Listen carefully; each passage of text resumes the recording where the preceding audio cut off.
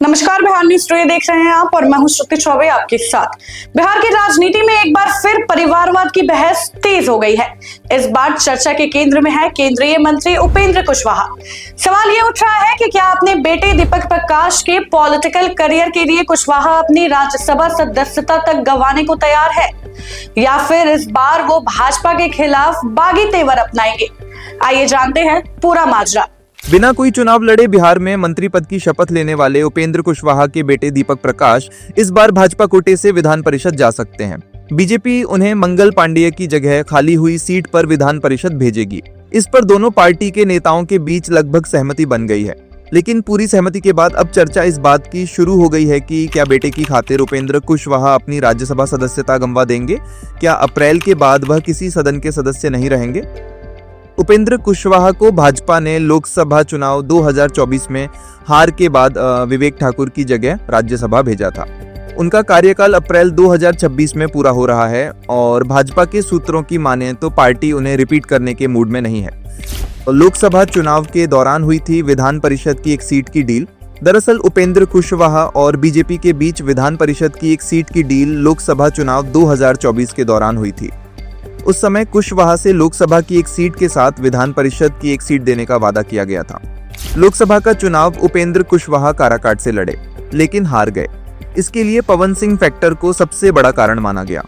उपेंद्र कुशवाहा के चुनाव हारने के बाद इस बात की चर्चा हुई कि इन्हें अब विधान परिषद भेजा जाएगा। ऐसा माना जा रहा था कि रामबली चंद्रवंशी की खाली हुई सीट पर कुशवाहा को विधान परिषद भेज दिया जाएगा, लेकिन वहां से जदयू ने भगवान सिंह कुशवाहा को एमएलसी बना दिया। इसके बाद उपेंद्र कुशवाहा की नाराजगी की बातें सामने आईं। सामने विधानसभा चुनाव था। ऐसे में डैमेज कंट्रोल के लिए आनन फानन में 2 जुलाई 2024 को सम्राट चौधरी ने बीजेपी की तरफ से उपेंद्र कुशवाहा को राज्यसभा भेजने की घोषणा की। इसके बाद विवेक ठाकुर की जगह इन्हें राज्यसभा सांसद बनाया गया था। उपेंद्र कुशवाहा को रिपीट करने के 2 बड़े कारण। पहला कारण, भाजपा पर परिवारवाद को बढ़ावा देने का आरोप पुख्ता होगा।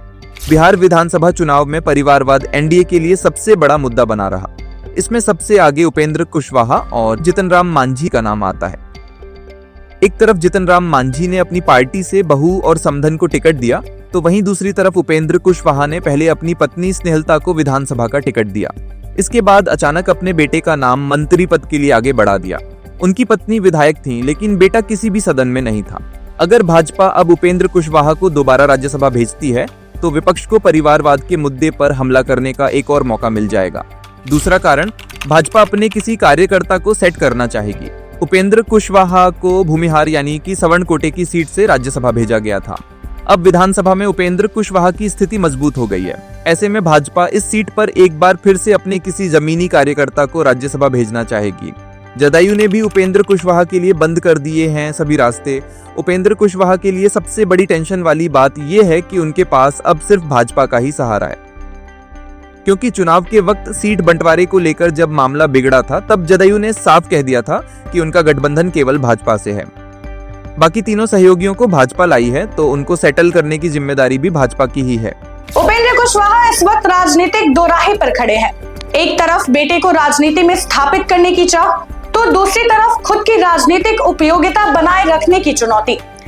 अगर भाजपा उन्हें दोबारा राज्यसभा नहीं भेजती है तो अप्रैल 2026 के बाद वो किसी भी सदन के सदस्य नहीं रहेंगे। ऐसे में सवाल यह है कि क्या वो स्थिति को स्वीकार करेंगे या फिर बागी तेवर अपनाएंगे। आने वाले दिनों में उपेंद्र कुशवाहा की चाल बिहार की राजनीति में नए समीकरण तय कर सकती है। क्या वो पारिवारिक राजनीति को चुनेंगे या फिर अपनी राजनीतिक विस्तार को, ये देखना दिलचस्प होगा। फिलहाल के लिए बस इतना ही। बाकी खबरों के लिए बने रहे बिहार न्यूज टुडे के साथ। तब तक के लिए धन्यवाद।